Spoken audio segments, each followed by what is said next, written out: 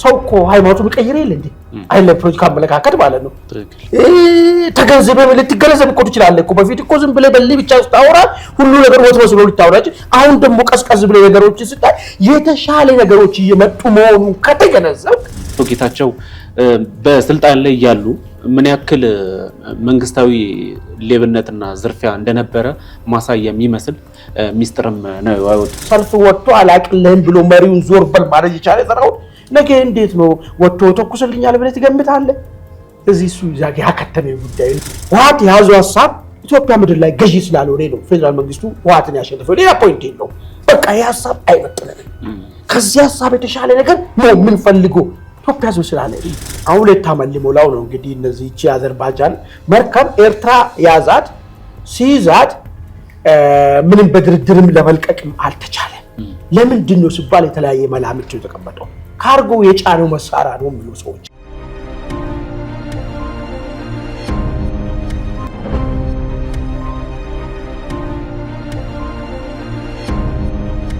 ሰላም ጤና ይስጥልን የተወዳጅ ተመልካቾቻችን እንደምን ቆይታችኋል እንደምን ከርማችኋል አብራችሁን ስላላችሁ እጅግ አድርገን እናመሰግናለን ሰላምታችንን ከዚሁ እናደርሳለን ዕለታዊ ፕሮግራማችን ጀምሯል በዛሬው ዕለታዊ ፕሮግራማችን ወቅታዊ የሆኑ ጉዳዮችን እናነሳለን በተለይ ደግሞ የሀገራችንን ፖለቲካ የምስራቅ አፍሪካን ፖለቲካ በተመለከተ ምን አነሳቸው አበይት የተባሉ ጉዳዮች በዚህ ሳምንት እንዲሁም ደግሞ በትላንትናው ዕለት ያሳለፉ ጉዳዮችን እናነሳለን አብራችሁን እንድትሆኑ በአክብሮት እንጋብዛለን እዚህ አብረናችሁ እስከ ፕሮግራም ፍጻሜ ድረስ አማኒ አብሮኝ ይገኛል ከሱ ጋር መልካም የሆነ ቆይታ እናደርጋለን በዛሬው ቆይታችን በተለይ ደግሞ የኤርትራ መንግስት እንግዲህ ትልቅ የተባለ መሳሪያ አግኝቷል ይሄ መሳሪያ ምንድነው ከየት ነው የመጣው በዚህ ጉዳይ ላይ ብዙ ሐሳቦች እየተሰጡ ነው መነጋገሪያ ሆኗል ይሄንን አጀንዳ ምናነሳው መረጃውም ወደናንተ እናደርሳለን ሌላኛው አቶ ጌታቸው ረዳ ሚስጥር አውጥተዋል ምንድነው ያወጡት ሚስጥር የሚሉ ሐሳቦችንም እንዲሁም ደግሞ ከጠቅላይ ሚኒስትሩ ጋር የነበራቸው ግንኙነት እንዲሁም ደግሞ ከጠቅላይ ሚኒስትሩ ጋር ሰሞንኛ በተለይ ደግሞ የጻድቃንና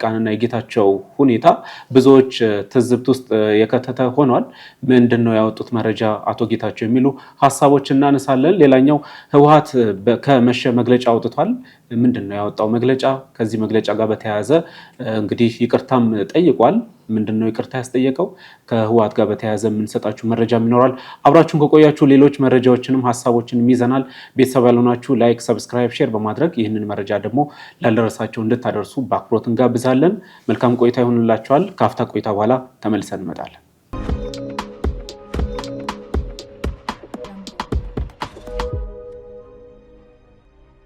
ሻማኒ እንኳን ደህና ቆየ እንኳን ተገናኘን አሺ እንዴት ነው ሰላም ነው አይደል አለን ሁሉ ሰላም አለን እንግዲህ የሀገራችን ሁኔታ በየጊዜው ወቅታዊ ጉዳዮች ሐሳቦች በተደጋጋሚ ይመጣሉና እንደው ሰሞኑን በጣም አነጋጋሪ ከነበሩት አጀንዳዎች ወይም ደግሞ ሐሳቦች መካከል ከቴሌቪዥን መስኮት ላይ ያየናቸው ጀነራል ጻድቃን ይታወቃል እንግዲህ ባለፈው የሁለት ዓመቱ ጦርነት በትግራይ ጦርነት ላይ ያላቸው ሚና ይታወቃልና በቴሌቪዥን መስኮት ቀርበው ተወሰኑ ሐሳቦችንም እኛም ማንስተንበታል ሌላኛው እንግዲህ አቶ ጌታቸው ናቸው ከጠቅላይ ሚኒስትሩ አማካሪ የምስራቅ አፍሪካ አማካሪ እንደሆኑ ይታወቃልና የሰሞኑን ከጠቅላይ ሚኒስትሩ ጋር የሚያደርጉትን እንቅስቃሴ እንዲሁም ደግሞ የጀነራል ጻድቃንን ጉዳይ ብዙዎች መነጋገሪያ አድርገውታልና እንደው ይሄንን ጉዳይ እንዲታዘብከው በተለይ የጻድቃን አብሮ መሆን ህወሓቶችን ትንሽ ያናደደም ይመስላል የተለያየ ሳይድ የሚያዝ የፖለቲካ ሐሳብም ያላቸው ሰዎች ብዙ ሐሳቦቻቸውን እየሰጡ ነው ያሉት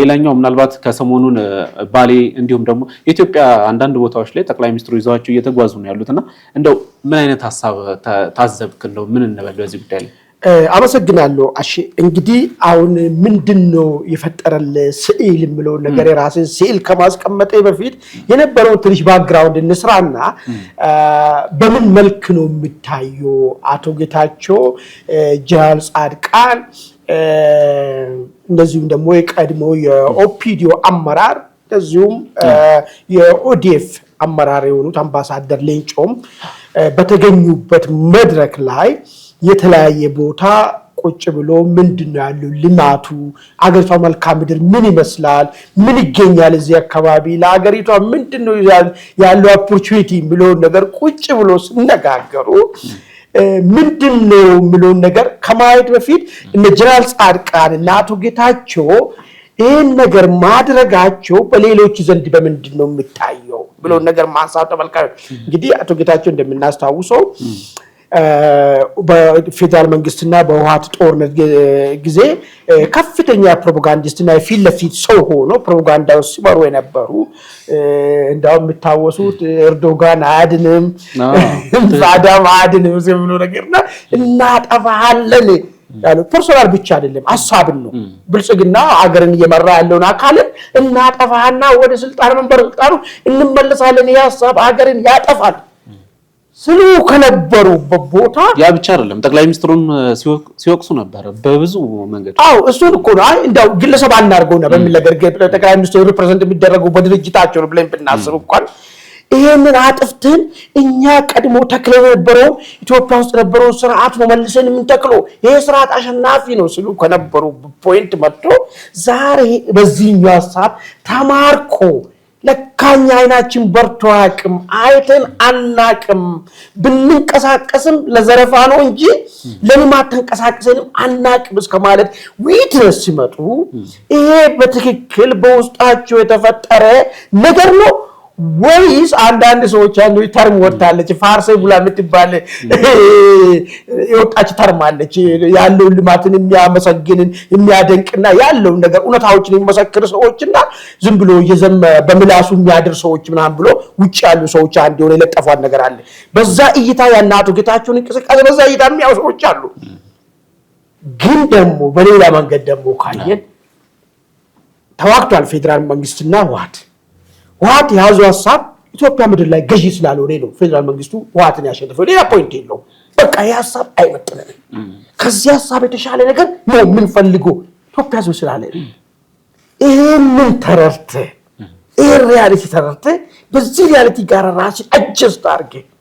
እንዴት ነው እኔም በዚህ ሂደት ውስጥ የራሴን ድርሻ ትናንት አለፈ በቃ ምንም ችግር የለውም ለምን እንደው ታውቃለህ ሰው እኮ ሃይማኖቱን ቀይረ ይል እንዴ አይለ ፕሮጀክት አመለካከት ማለት ነው ተገንዘበ ልትገለዘብ እኮ ትችላለህ እኮ በፊት እኮ ዝም ብለህ በልይ ብቻ ስታወራ ሁሉ ነገር ወጥ ወስሎ ልታወራጭ አሁን ደግሞ ቀስቀስ ብለህ ነገሮች ስታይ የተሻለ ነገሮች እየመጡ መሆኑ ከተገነዘብክ እሱ ትላንትና ባል ነገር የለም በቃ ነው ካለ ሪያሊቲ ጋር ልጓዝ አሁን ሀገሪቷ በዚህ ያክል ጦርነት ውስጥ ሆና እኛ 27 ዓመት ያለው ብድርና እርዳታ በመናገኝበት ዘመን ያልሰራነው ነገር እየተሰራ ነው የውለታ ከሆነ የውለታ ተቀብዬ ቢሄድ ይሻለኛል ከዶክተር ደብረጽዮን ጋር ቁጭ ብዬ ጨለማኑን ብሎ ነገር ብቻ ከመናገር ብሎ የወጡ ነው ብሎ የሚገነዘብ ሪያሊቲም አለ አያ በሌላ ያስቀመጥኩላ አንዳንዱ ነገር ፋርሴ ብላው ነው ማለት በምላሳቸው በቃ አስመስሎ የሚያድሩሳቸው በሚል ነገር ያያቸዋል እነሱ ንግግር አንድ ሌላኛው ወገን ግን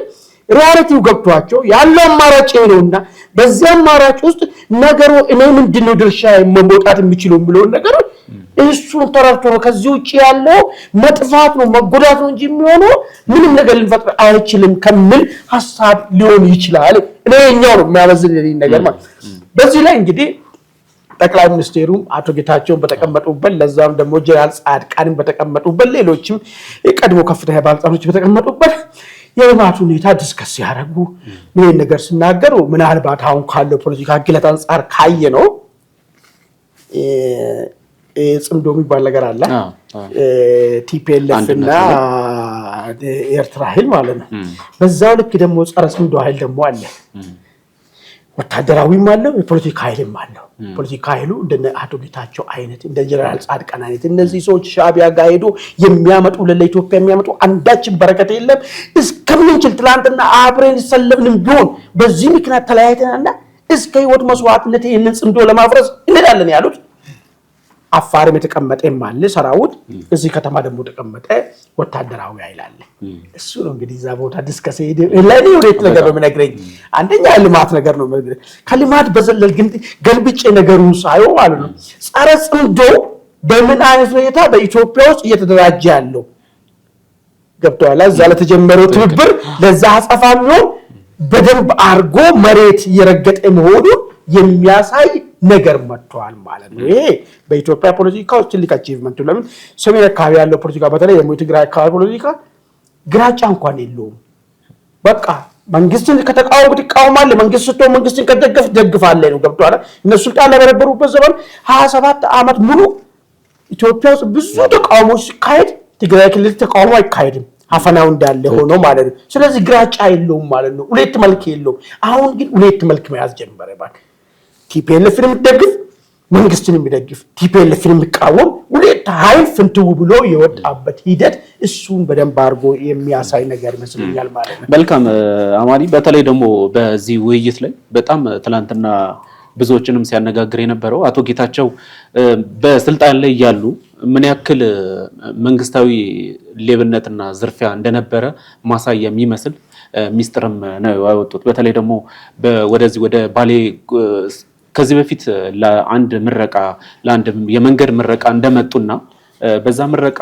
ምናልባት በሄሊኮፕተር ነው የመጣሁት በእንዲህ ወደታይ ሳይው የባሌንና አካባቢውን ምድራዊ አቀማመጡን ሳይው በጣም ያምር ነበር አለና ይሄንን ግን ያልኩት አለ ያኔ ለዘረፋ ነበር ያሰብነው አለ ምን ያክል ግን እነዚህ ያልወጡ ዘረፋዎች እንዳሉ ማሳያም ነው የሚሉ ብዙ ፖለቲከኞችም ብዙ ተንታኞችም ሲያነሱ ነበርና አቶ ጌታቸውን በጣም ተደመው ይሄንን ጉዳይ ሲያነሱ ነበር ጠቅላይ ሚኒስትሩንም በፈገግታ እንደውም ያጫረ ሐሳብ ነበር ያነሱትና እንዳልከው ነው ቀደም እንዳልከው ነውና የኋላው አልፏል አሁን የመጣውን እንግዲህ ድህነትን እንዋጋለን የሚሉ ሐሳቦችን ሲያነሱ ነበር ምናልባት አንድ መረጃ እንደው እናንሳና በተለይ የህወሓት አመራሮችን ጨምሮ በተለይ አሁን ትግራይ ውስጥ ያሉ የተለያዩ ፓርቲዎች እንዳሉ ታውቃለህ እየተንቀሳቀሰው ያሉ በተለይ የባይቶና ፓርቲ ያነሳውን አንድ መረጃ እናንሳና ምናልባት መግቢያ ላይ ወደ አነሳ ነው ነጥብ እንሄዳለን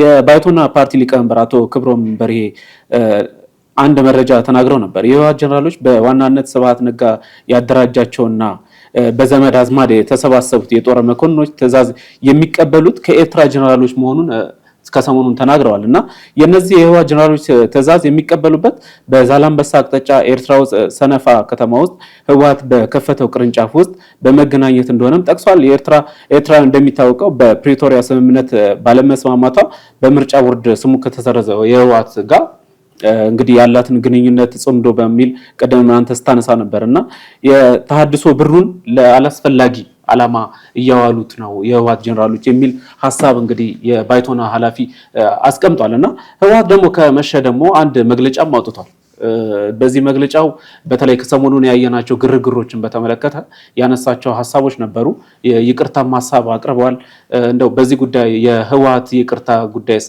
እንደው ምን አይነት ሐሳብ ይኖርሃል ህዝቡ በጣም ጥያቄ እንዳለበት ይታያል በዚህ ጦርነት እግራቸውን አይናቸውን ያጠፉ አባቶች እናቶች ታዳጊ ህፃናት ህይወታቸውን የገበሩበት ጦርነት እንደሆነ ይታወቃልና ህወሓት አሁንም ድረስ ከህዝቡ ጎን ነኝ የሚል የማስመሰል ተግባርን እንግዲህ በመግለጫው ያየን ነው ያለነውና ይሄንን ጉዳይ እንዴት ተመለከታለህ ማለት መልካም እንግዲህ ትግራይ ክልል የቲዲኤፍ ብሎ ራሳቸውን የሚጠሩ ክልል እንኳን ሰራዊት የለውም ግን እነሱ ያው እንደ ሀገር አቆጥሮ ሰራዊት አለን ነው የሚሉት የትግራይ ሰራዊት ብሎ የሚቆጥሩት ኃይል ባለፈ በተከታታይ ቀናት ለ5-6 ቀናት ተቃውሞ ሰልፍ ሲያካሂድ ነበር ይሄ ተቃውሞ ሰልፍ ሲካሄድ ሁለት ነገር ነው እዛው ትግራይ ኃይሎች አካባቢ ሲሰማ የነበረው አንደኛው ይሄ ሆን ተብሎ ጀነራሎቹ ያቀነባበሩ ሰልፍ ነው እንጂ ህወሓት ላይ የሚያምጽ ሰራዊት የለም የሚለው ነገር ለማሳየት ብዙ ርቀት ሄዷል የራሳቸው አክቲቪስቶች ማለት ነው በሌላ በኩል ደግሞ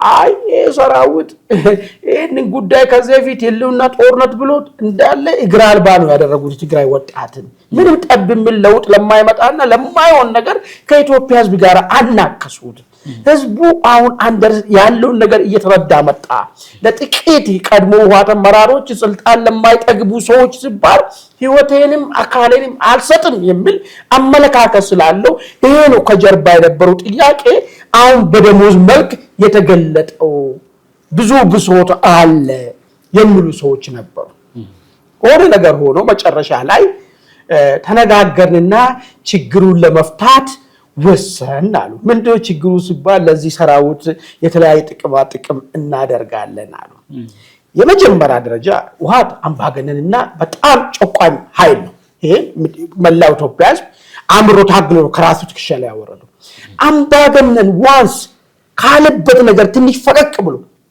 መሸነፍ ከጀመረ የአምባገነን ማክተሚያ ነው። እዚህም የሆነ ወይ ነበር ያኔ ህወሓት መራሹ ኢህአዴግ ሲያስተዳድር ህዝቡ ሲታገል ሞከሩ፣ መግደል ሞከሩ።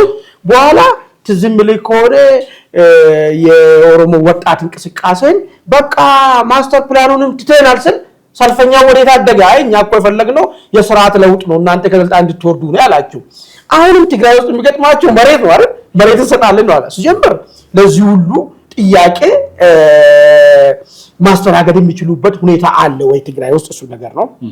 ሁለተኛ ነገር እስተራገብ ቢባል በመሬት የተገለጸ ጥያቄ እኮ ጥያቄው መጀመሪያ መሬት ስላልሆነ ጥያቄው የፍትህ ጥያቄ ስለሆነ ጥያቄው እኩልነት ጥያቄ ስለሆነ ጥያቄው ዲሞክራሲ ጥያቄ ነው ይመስላል። አሁን የሆነ የጥቅም መስራት ነው እሱ ስለሆነ በመሬት ነው በእንደዚህ ጥቅም ፊት ለፊት አምጥቶ መጣ እንጂ ጥያቄው ሌላ ነው ከጀርባ መሬት ሰጥተናል ስል ጥያቄው ይቀጥላል። ዩሲን ደግሞ ማርክ ማይወርድ የሚገርም ነገር ከተወሰነ ጊዜ በኋላ አመጽዋውን ይቀጥላል።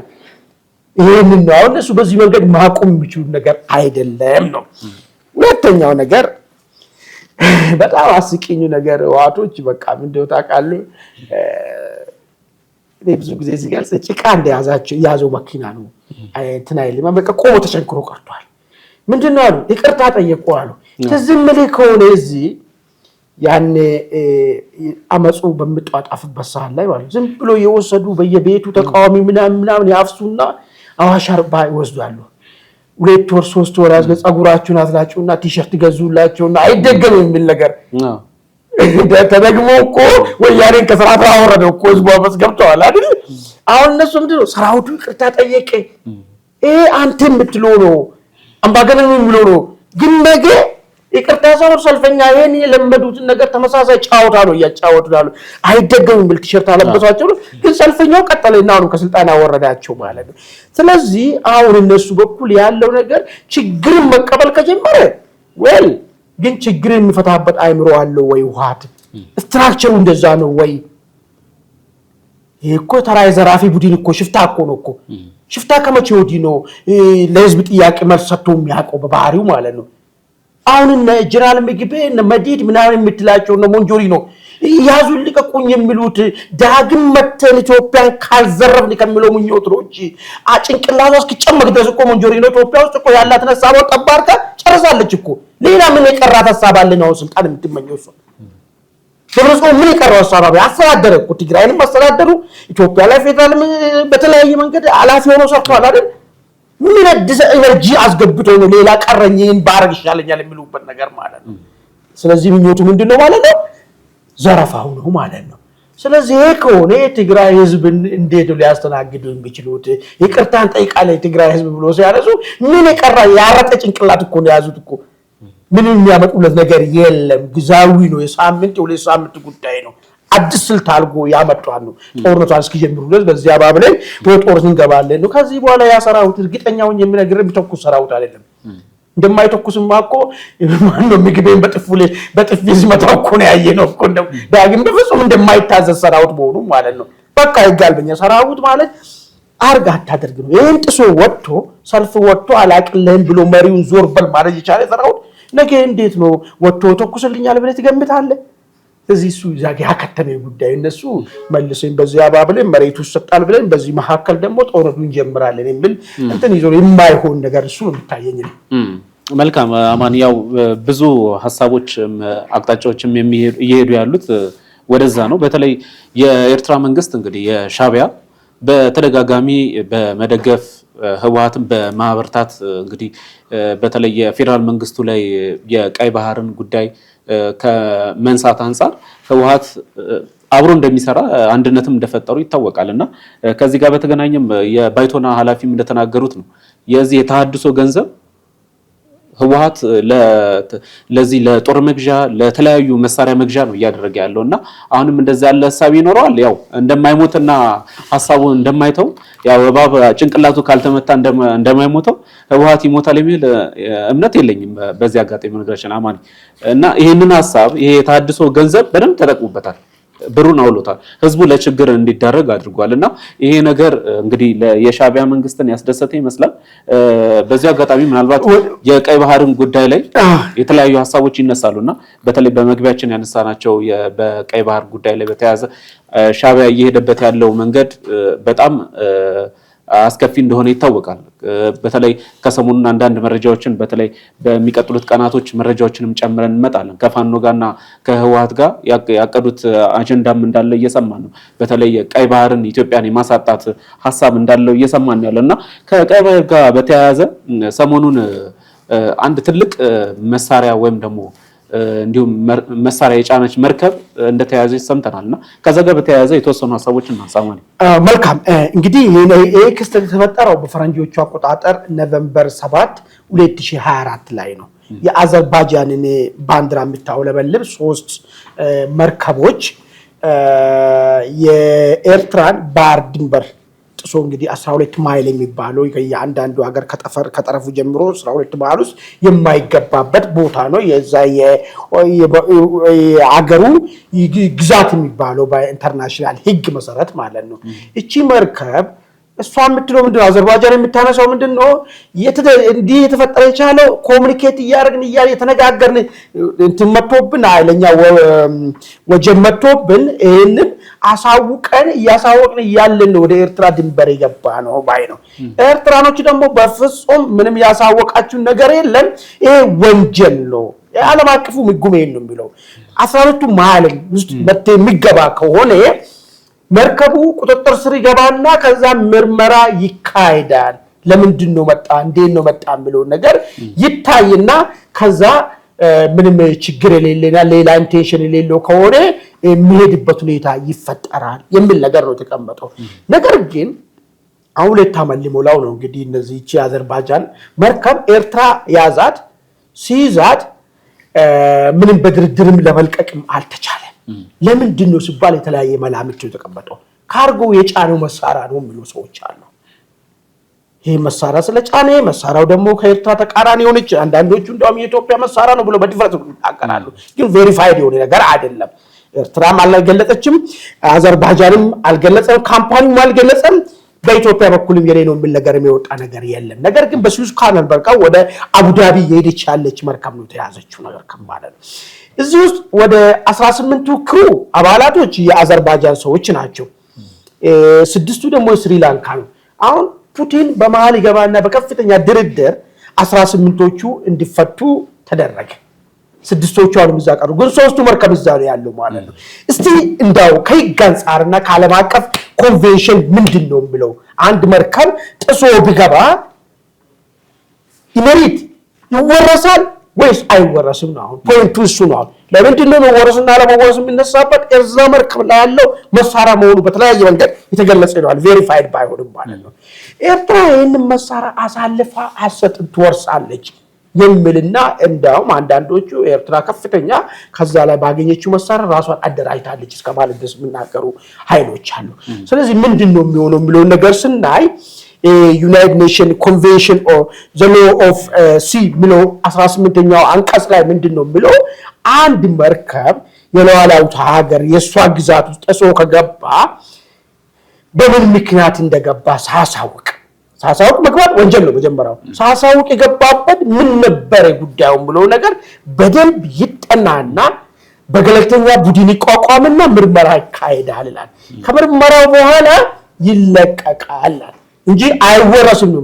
ግን መወረስ የሚቻልበት ነገር ግን አለ። የሚገርመኝ ነገር ለምሳሌ በአንተ ግዛት ውስጥ እዚህ 12 ማይልስ ውስጥ ገብቶ አሳን የሚያጠምዱ ከሆነ ህገወጥ ሰዎችን የሚያመላልሱ ከሆነ ወታደራዊ ትራፊክ የጦር መሳሪያና ሰዎችን የሚታመላልስበት ከሆነ ትያዛለህ። የሚገርመኝ ነገር ማለት ነው ትያዛለህ። ይሄኛው የመውረስ መብት አለው ማለት ነው። በዚህች ቀዳዳ በኩል ስናያት ሻዕቢያ ይሄን ነገር 3ቱንም መርከቦች ሰዎቹን ክሩ መልሳለች።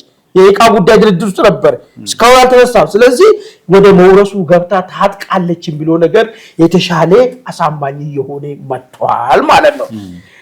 እንግዲያውስ ኤርትራ ይሄንን ከታጠቀች ምንድነው የሚያመጣ አንድምታ ነው? እንግዲህ በጣም አደገኛ ነገር፣ በተለይ እኛ እንደኛ በቀይ ባህር ጉዳይ ላይ ጥያቄ እንዳለንና ሌላ ውዝግብ ውስጥ እንዳለን አሰባችን በወረራ ተይዞብናል እንደምንል ህዝቦች የኤርትራ የዚህ 3 መርከብ ውስጥ እንዳለ ያለው መሳሪያ ቢሆን ከታጠቀች ምንድነው ሊፈጠር የሚችለው የሚለው ነገር ነው እንግዲህ ዋናው ነገር እንግዲህ ከዚህ ጋር ተያይዞ ምናልባት ኤርትራ ይሄንን መሳሪያ ብትታጠቅ ምንድነው ሊፈጠር የኢትዮጵያን የቀይ ባህርን ጥያቄ ልትቀለብስ ትችላለች የሚለው ነው ወሳኙ ነገር እንግዲህ ጦርነት ማለት በጦር መሳሪያ ብቻ አይደለም በትክክል የማህበረሰቡ ኮሬጅ ይጠይቃል ቴክኖሎጂ ይጠይቃል የምትወክስ ሰውንም እኮ ጠይቃል እኮ ሰው ኃይልንም ጠይቃል አንድ ሶስተኛም በስደት የሄደባት የሽማግሌና አሮጊት ሀገር የሆነች ሀገር ዝምብሌ 6 መርከቡን ጨምሬ ብትሰጣት